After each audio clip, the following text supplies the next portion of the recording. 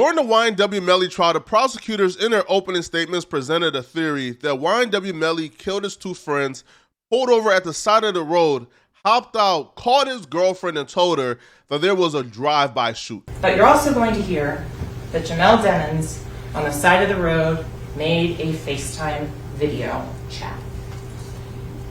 At that point, he starts setting up the story. He FaceTimes his girlfriend at the time, Mariah Hamilton. Mariah Hamilton gets the phone call and screams, waking up her mother, Felicia Holmes. Felicia Holmes also sees the defendant, Jamel Demmons, on that FaceTime video call. And you're going to learn, ladies and gentlemen, that that's a data event on a cell phone. That it's not a call for the purposes of the cell phone companies. It's using data, accessing the internet. Felicia Holmes and Mariah Hamilton see Jamel Demmons outside, and he is saying he's just been involved in a drive-by, and he thinks Anthony Williams and Chris Thomas are dead. But at trial, YNW Melly's girlfriend didn't take the stand. Her mom took the stand, and she was missing. But when the mom took the stand, the mom revealed that they were being bullied, threatened, and harassed into giving statements they knew nothing about. And she couldn't confirm whether or not her statements were true or not because they were being harassed into saying things they didn't know were true or not. 22. Were you honest and truthful with law enforcement when you spoke with them? I would hope so. I mean, it was 2018. I went through a lot during that year, so I'm not sure where my mindset was at that time. I do remember that they kind of bullied me and threatened my daughter to take her to jail for accessory after the fact. I do remember that. When you first took the stand, you said, "I feel threatened." Yes, sir, I do. Who do you feel threatened by? Objection, Your Honor. Christine Bradley, the prosecutor's office. This prosecutor. Yes, I do. When the mama did that in court, she blindsided the prosecutors, totally ambushed them. So the prosecutors began to treat the mama and the daughter as hostile witnesses and began to go after them and put the pressure on them to truly testify and tell them everything they know. If you can explain to people why we haven't seen you or heard from you. You guys haven't seen or heard from me because I'm currently wanted. I've tried to get the warrant lifted plenty of times, but it's just been like a constant battle with my lawyer and the prosecutor. So I've just been, laying low trying to get the warrant lifted before I could even come in and, speak my part. You just heard YNW Melly's girlfriend say the prosecutors has a warrant out for her arrest for one, failure to come to court and testify after a court order has been put out, and then two, they're trying to charge her with accessory after the fact and put her in jail. The prosecutors want her in jail and believe they have a basis for accessory after the fact because their theory is after examining all the text messages, all the evidence, all the proof from YNW Melly's cell phone, they believe that she knew after the fact because YNW Melly told her that he killed his two friends. And the fact that she didn't alert law enforcement official the minute she found out that Melly killed his two friends is accessory after the fact. So they've been going at her. Now, she's been saying, yo, I told y'all everything I know. He didn't tell me nothing. I don't know nothing. They're threatening saying that you're going to go to jail. So I'm like, oh my gosh. I end up telling him my story.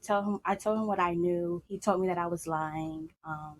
He told me that I knew more than what I was telling, and that he was going to, he could arrest me for accessory after the fact.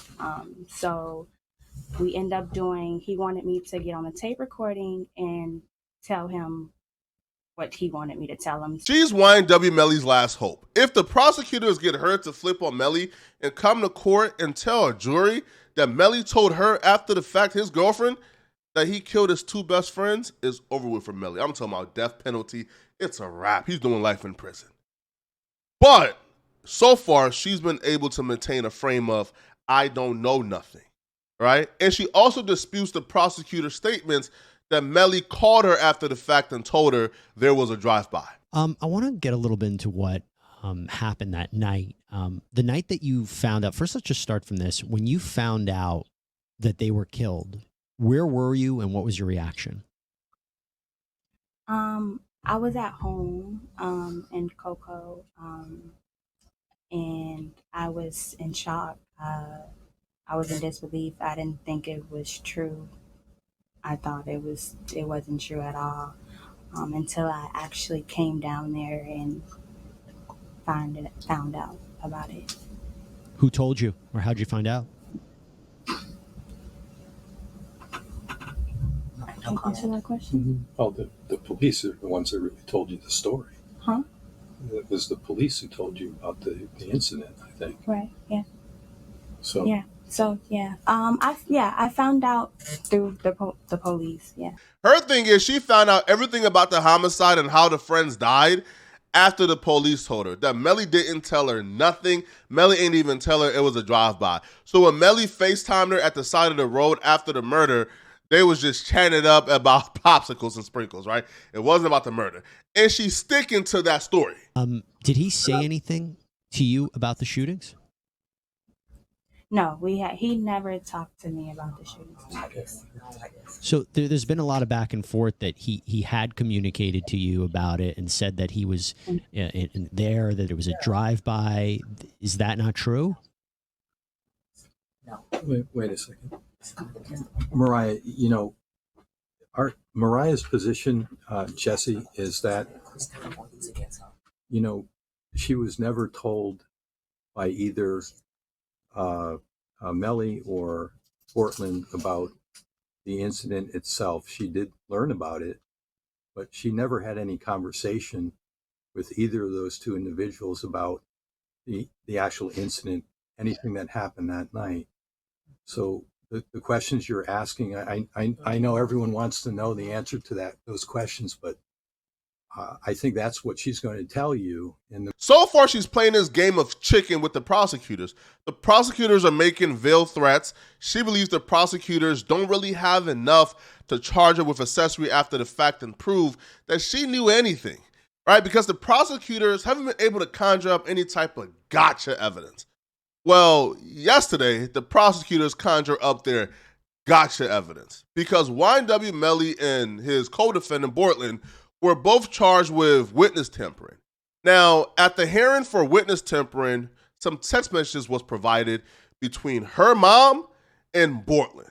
And in these texts, the mom essentially confesses that her daughter knows everything and Melly told her everything about the murder after the fact. This is a DM exchange on Instagram between YNW Portland, Melly's co-defendant, and Melly's girlfriend's mama. Now, her first message to Portland was out the blue. She put, "Hey there, I'm having my cousins in ATL drop Melly's herpes-infested bid Redbone. Apparently, Melly got a new girlfriend called Redbone. He needs to check her nasty HIV-infested ass," right? Now, Portland responded back with "chill ma," and he didn't respond after that, but she kept going. Now, in the exchange, though, she says something really peculiar in terms of exactly how much her and her daughter know. She also tells YNW Portland, "I'm letting you know he confessed. Is that in the paperwork? He told everything, and we know, so I'm going to the detective. No, we told what we thought happened. Drive-by. I didn't know the full logistics until my daughter hypothetically told me Sack was asleep. All she got to do is testify, cooperate, and since y'all think he did, let's tell what Melly really did. What he really told her upstairs in Fredo Bang's house, right? Oh, I'm testifying. I wasn't, but I damn sure is now. He lied. He was with them. He told me he was with that morning. I talked to him. Shh. Did I tell them he was with them? I think. They should know that. He was in that car. He said it. He said, you and him both were in there. I woke Jamie up that morning. He called his first little homie. It's okay, my phone low, dude. All I gotta do is give it to him. Now I thought you was smarter. I'm on some hide these niggas type shit. How y'all tried mines. I won't tell them white folk to put all y'all involved somewhere really nice. Enjoy it while it. If you're wondering why that sound incoherent, it's because I read it exactly how she wrote it. She told Portland, listen, I know what happened, right? I thought it was a drive-by too, so I told the prosecutors that. I ain't lied to the prosecutors now.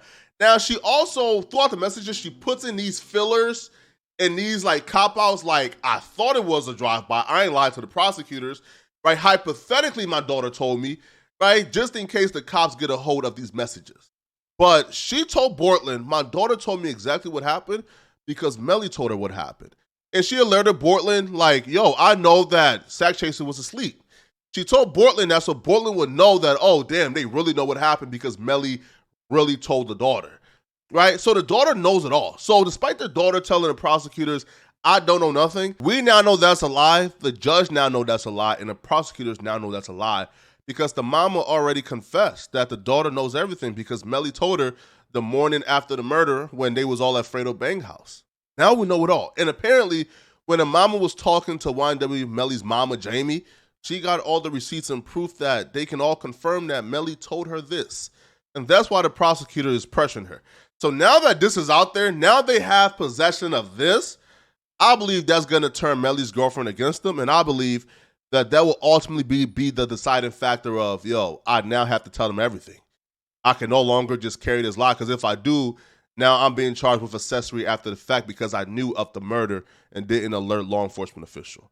Now, if that wasn't bad enough for Melly, Melly now got a new eyewitness on the case. And this time is the same dude who sent 3 other men to prison for XXXTentacion's murder, Robert Allen.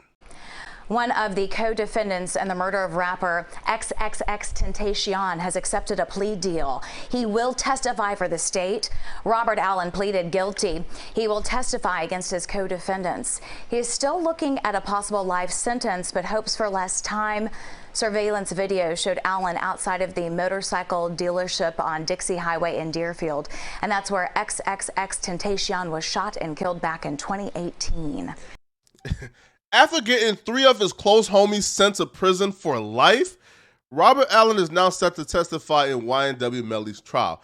Now, according to the prosecutors, Robert Allen has information that's relevant to the related charges of YNW Melly. That could mean he either know information in regarding to YNW Melly's murder case, the witness tampering case. Regardless though, having a man who's responsible for getting 3 other people locked up and put in prison, a man who is that proficient and elite in his snitching, to have him on your trial testifying against you is a scary sight. And ultimately, bruh, I feel like Melly already had a shaky case. I feel like his girlfriend potentially turning against him and Robert Allen taking a stand and testify against him will ultimately be too much for Melly defense to withstand. And I do believe that Melly will be found guilty the second time around. Y'all let me know if you guys agree with this theory or not. But while you guys are still here, man, click on the video somewhere on my screen to find out why LAPD believed that Diddy paid Keefe D to kill Tupac. Click on this video to find out why. I'm gonna see you guys in this video, all right? I'm out of here, folks.